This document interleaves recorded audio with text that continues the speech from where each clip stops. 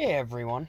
So, back in December, I actually won a writing contest through my college, and I was entered into a statewide contest off my piece of work.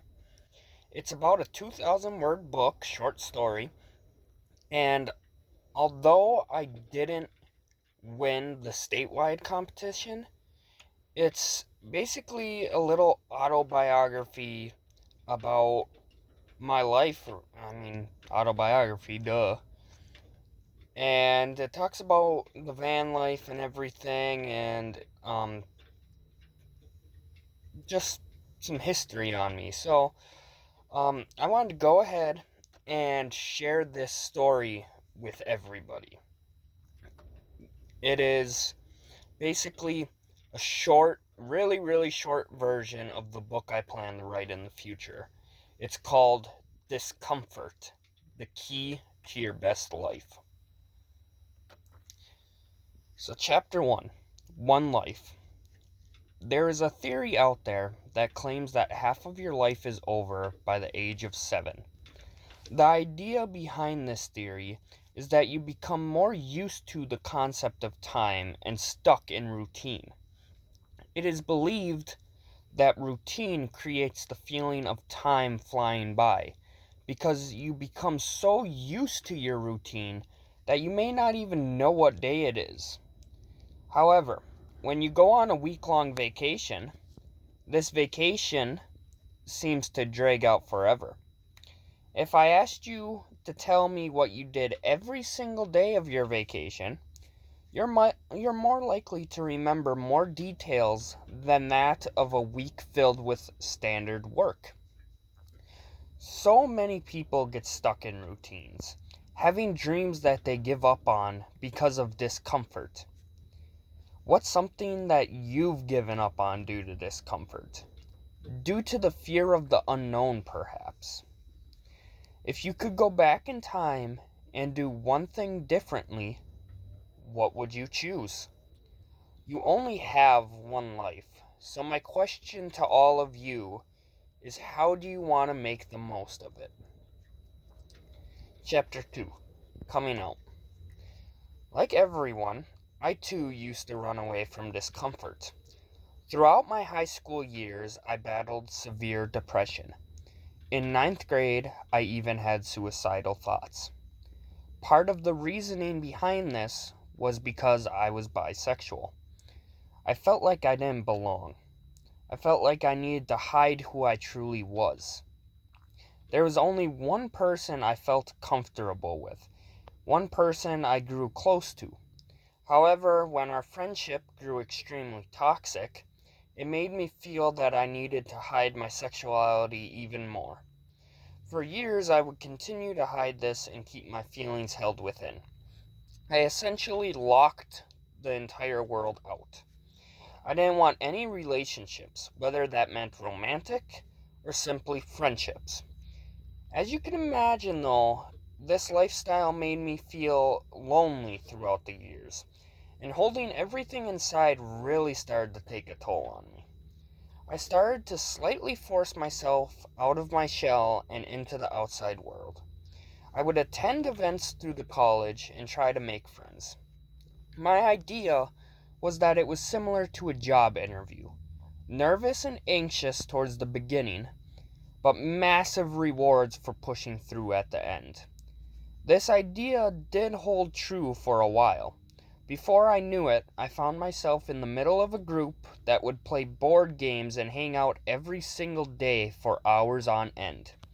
I wouldn't even realize how much time had gone by while hanging out with them. I felt like I could be myself, and whenever I was having a rough time or simply feeling down, they were there for me. Pretty soon, everyone started to get romantic feelings for others in the group, though, and that's when everything took a turn for the worst. In what seemed like a flip of a switch, everyone started hating each other and avoiding each other at all costs. Instead of feeling upset this time, I felt angry. Why did it always have to play out like this? I was sick of getting close to people only to have something like this happen. I lost another really close friend of mine because his family wanted him to stay away from me. People would often hear I was bisexual and they would have a bad reaction to this. I simply had enough with playing these games, so I put my foot down. I had come close to doing it countless times before, but I always chickened out, and this time I was so mad I wasn't going to let that happen. I let my rage fuel me. I quickly jumped onto Facebook and I made the following post. I just want to let everyone know that I am bisexual. I'm sick of feeling like I need to hide this, and I'm sick of people finding out and suddenly hating me once they do, as if my sexuality changes who I truly am.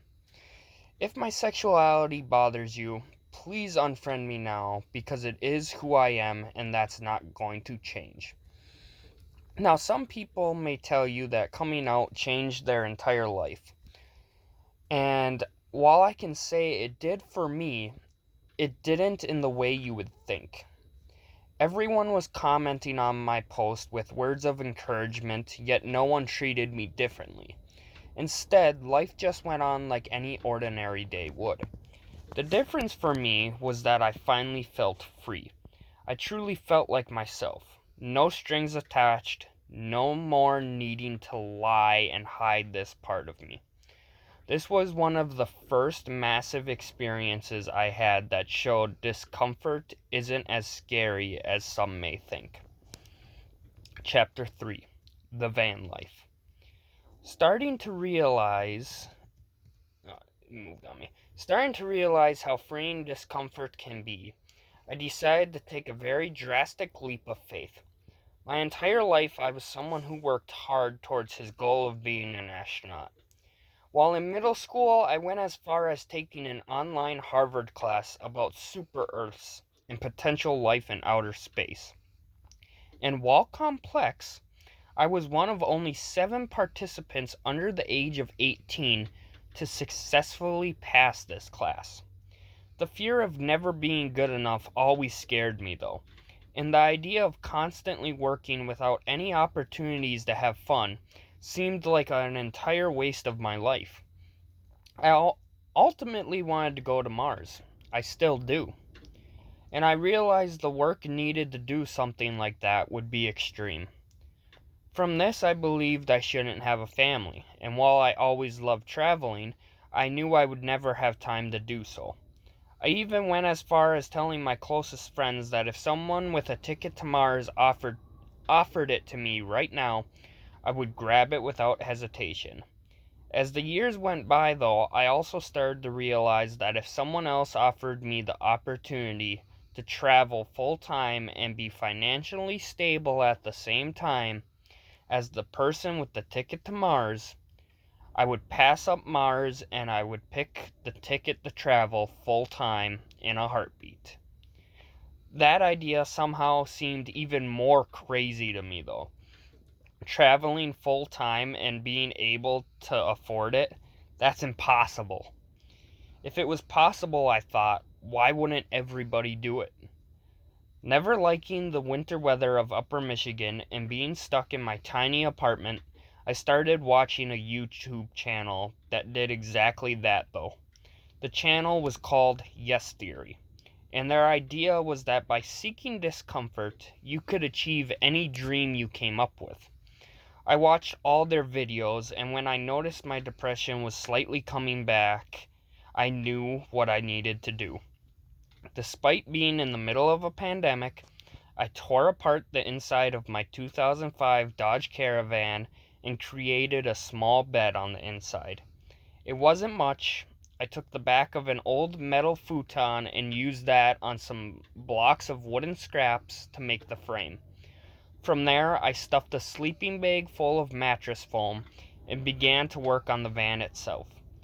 Knowing absolutely nothing about vehicles, not even how to check my oil, I dived into YouTube, books, and the people around me to help fix my van. I replaced the radiator, the antifreeze reservoir, the front brakes, the back brakes, all the tires and had the fuel lines and oil lines professionally replaced. I was scared, but ready. Chapter 4. Arizona Bound. December 13th, 2020 started the new path of my life. I loaded the van with food, water, my laptop, and some basic solar panels and started driving down to Arizona. I learned how to sleep in the parking lots of Walmarts and Cracker Barrels, and I went from never having driven in a city to driving on interstates and some of the biggest cities in the entire country. I even drove down the Las Vegas Strip. One of the coolest parts of the drive, though, was being able to cross off a very special item from my bucket list, Route 66. Something I had dreamed about for doing for years, and a dream I knew many people have but never actually fulfill, was how my trip started. It wasn't all sunshine and rainbows though either. This is real life after all. When I reached the halfway point, literally 15 hours away from everyone I knew, my van locked up while driving. I had stopped at an intersection after getting gas, and the steering and brakes locked up while the entire engine just completely shut down. I threw my hazards on, turned the key to the off position, and then restarted the van. It shakingly drove down the road just long enough to pull into a Walmart parking lot. While at the Walmart, I made some phone calls to see if anyone knew what could possibly be wrong with my van, and after letting it sit for an hour or two, I threw some heat in the fuel tank thinking maybe it was just bad gas and continued on my way. Luckily, the van did make it to Arizona, but this issue would continue to happen every couple months. Most people would say I'm crazy for doing what I did. A van in questionable condition, no city driving experience, yet I'm driving cross country with no backup help, and to top it off, I'm driving in Las Vegas. I have to admit, it was pretty crazy, and there were many times I felt uncomfortable. That was the idea, though. Driving through Las Vegas enabled me to meet with my dad and stepmom after they bought plane tickets to fly in. Taking the van, while questionable, got me to Arizona and back to Michigan safely and enabled me to experience for myself the beauty of Route 66. The van even got me to the Grand Canyon. I thought maybe the Grand Canyon was overhyped, but upon stepping outside and looking at the sunset over the canyon, my jaw instantly dropped open. Along with this, I got to go to Slab City, a place known as the last lawless place in the United States. Overall, the trip left me with memories I will never forget and gave me opportunities I never otherwise would have gotten. The final chapter, Fear of Heights. While the van life can be uncomfortable, a sore back from a metal bed, or using buckets for going to the bathroom, it also gave me the freedom I felt when I came out as bisexual. To end my trip, I knew I wanted to go out with a bang. All my life I had been afraid of heights, but I was slowly forcing myself to overcome that fear by going on roller coasters and other amusement park rides. The entire trip I was witnessing time and time again that seeking discomfort like this would pay off in ways I sometimes couldn't even imagine. I wanted to end my fear of heights once and for all. So with my 22nd birthday coming up, I decided to go skydiving. Something I originally put down on my bucket list as a joke years ago because I simply thought it would be fun, but that I would never have the courage to actually do it. Upon filling out the forms acknowledging how dangerous skydiving could be, I started to feel that familiar feeling again, discomfort. This time, though, instead of making me hesitate, it made me smile and it fueled me. I was the first one to jump out of the plane that day, giving a big smile and a thumbs up as I did so. With someone else capturing photos and videos of the entire jump, I took in the amazing view all around me. It was an experience like no other. And it was one more experience that simply proved discomfort truly is the key to your best life.